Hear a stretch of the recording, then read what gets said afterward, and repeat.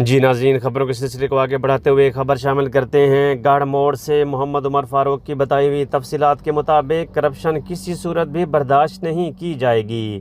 Corruption کرنے والے retailer سے سختی سے نمٹا جائے گا۔ احسان Ullah Kamboh, deputy director Benazir income support programme.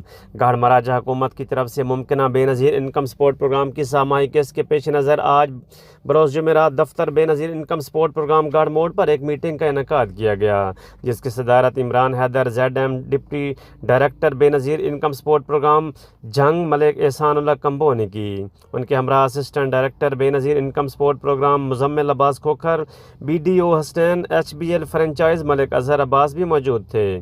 اس موقع پر ایک بیان میں ڈپٹی ڈائریکٹر ملک احسان اللہ کمبوہ نے کہا کہ کرپشن کسی صورت بھی برداشت نہیں کی جائے گی۔ کرپشن کرنے والے ریٹیلر سے سختی سے نمٹا جائے گا، اور اس موقع پر پوری تحصیل احمد پور سیال کے ریٹیلر بھی موجود تھے۔